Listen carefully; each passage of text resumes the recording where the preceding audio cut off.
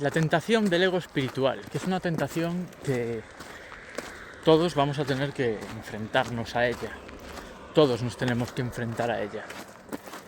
Que al final es el reacomodamiento de la tentación de siempre, de la tentación del ego. Sentirse superior por estar en un camino espiritual. Si tú te sientes superior es porque te comparas. Y te comparas porque te sientes separado. Y ese es el fundamento del ego. Ese es el inicio de todos los problemas. El sentirse separado. Que no tiene nada que ver con sentirse fusionado. O sea, sentirse separado es no percibir el vínculo. Y vínculo implica dos. El amor, el vínculo, implica que hay dos que se vinculan, que se aman. Es decir, no consiste en fusionarse, en perderse en lo otro, el vínculo, sino cuando uno se vincula, cuando uno ama, uno permanece siendo lo que es y se vincula amando a lo otro. La tentación del ego es romper ese vínculo. El ego construye un muro, se aísla y desde ahí se compara. Y en esa comparación busca sentirse superior. Entonces, cuando nosotros no encontramos dónde sentirnos superiores, pues entramos en crisis y muchas veces encontramos una salida a esa crisis en un camino espiritual.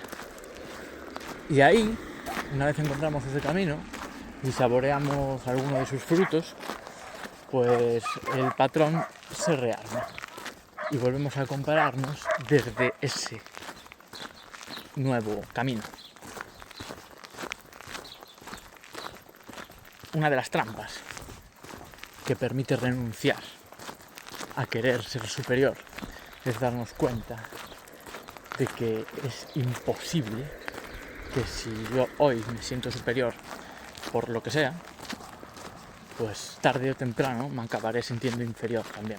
Siempre hay un pez más grande.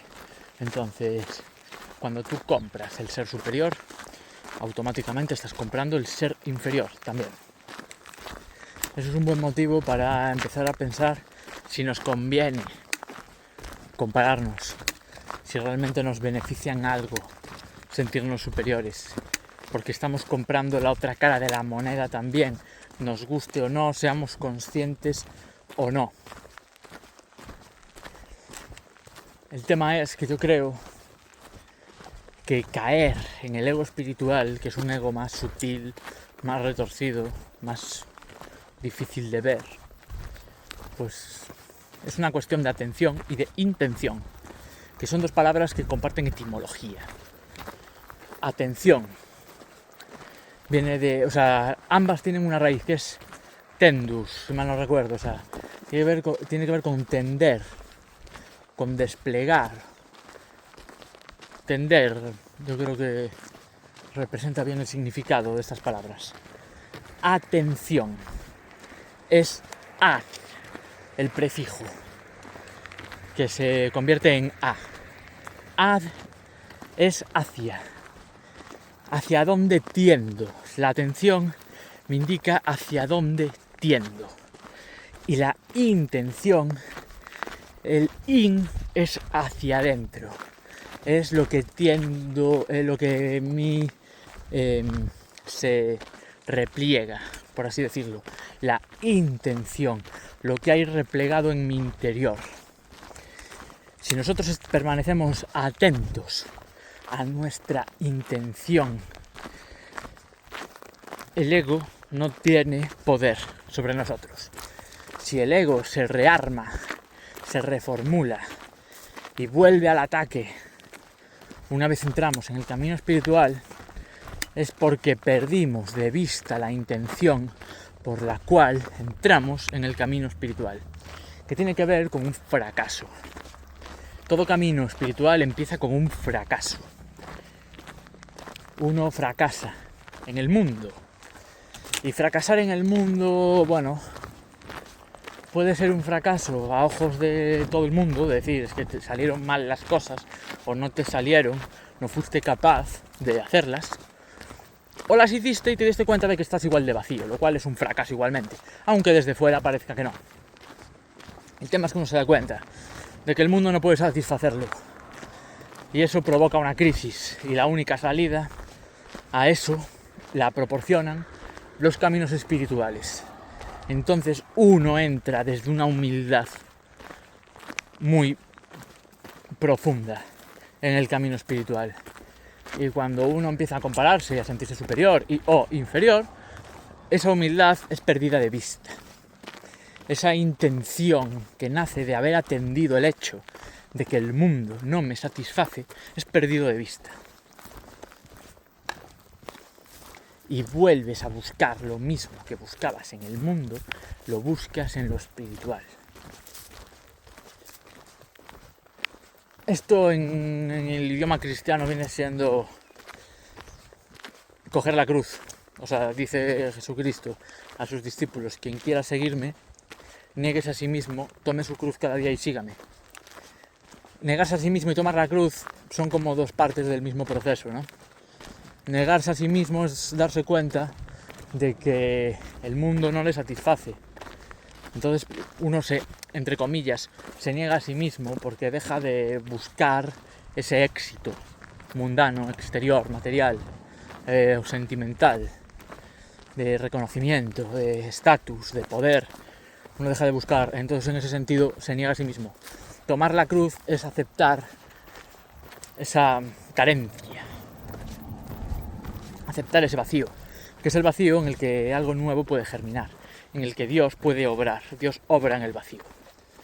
Entonces, antes de seguir a Cristo, y a quien no le guste, pues que cambie Cristo por otra tradición, pero bueno, a mí me parece un poco absurdo que haya, o sea, que una cosa es que tú elijas otro camino y otra cosa es que niegues el valor del camino que no eliges.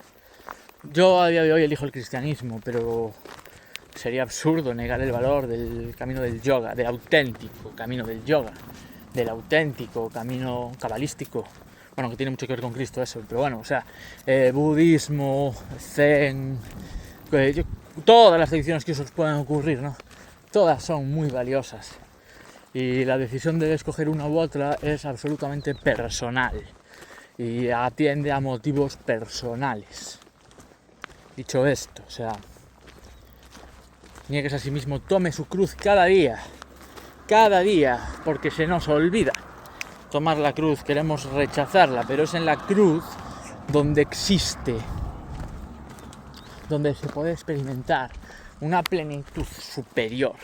Ayer hablaba con un peregrino croata, como buenamente podíamos, porque bueno, él sabía inglés, pero yo no mucho, tirábamos mucho de traductor, pero estábamos hablando y él me decía que estaba experimentando algo muy curioso. Me decía que le dolía el cuerpo, o sea, que hubo una temporada, porque lleva caminando ya varias semanas, ¿no? Pues que le dolía el cuerpo y que estaba experimentando mucha incomodidad y que al mismo tiempo se sentía profundamente pleno y feliz. Ese es el sentido de la cruz. Que una experiencia como la peregrinación, que por mucho que intente desvirtuarse hoy en día, pues es una experiencia profundamente religiosa. Uno experimenta esa dulzura amarga de la cruz. Es como un licor. Yo el otro día entendí el significado de por qué se habla de los licores, o de decir que los niños beben leche y los adultos beben licor, este tipo de metáforas, ¿no? El licor es amargo, el licor tiene un sabor como que de primeras, como que repugna, ¿no? O sea, es fuerte, quema, pero luego te hace sentir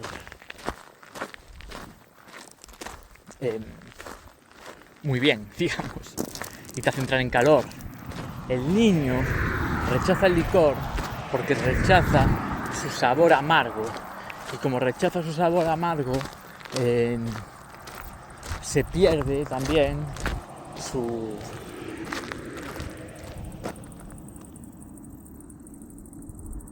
¿cómo decirlo? sus beneficios. Pues si el ego espiritual nos atrapa, es básicamente porque nosotros queremos experimentar la embriaguez del licor sin su amargura. Porque nos olvidamos de seguir prestando atención a la intención de fondo que nos llevó al camino espiritual, que es el fracaso. Y si uno tiene presente el fracaso, no puede ser soberbio, no puede ser arrogante. Si uno tiene presente el fracaso, el ego no tiene cabida. Lo que tiene cabida, lo que sigue estando ahí es la tentación. Eso sí. Pero la tentación del ego no tiene ningún poder sobre aquel que asume su fracaso.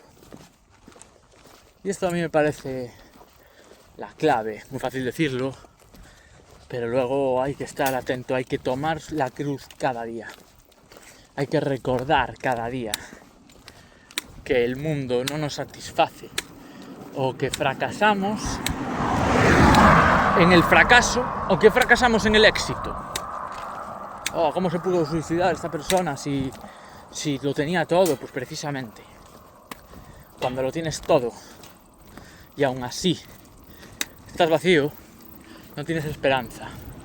Cuando no tienes nada, al menos tienes esperanza, porque crees que la causa de tu vacío es que no tienes nada. Y no solo tienes esperanza, sino que tienes la capacidad de disfrutar todas aquellas cosas que se te puedan presentar en el camino, por efímeras que sean, pues las disfrutas, porque no tienes nada. Es otra de las experiencias del peregrino. El peregrino, en esencia, es vulnerable.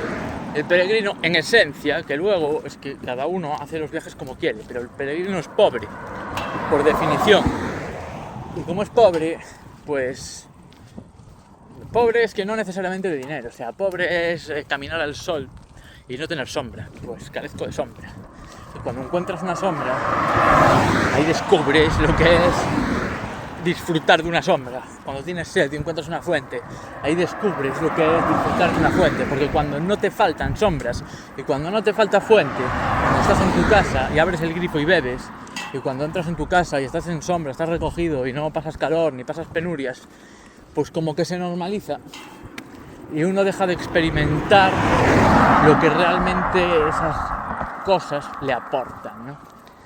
Y ese es el sentido un poco de la pobreza, el estar abierto a disfrutar de las pequeñas cosas que son las grandes cosas en realidad.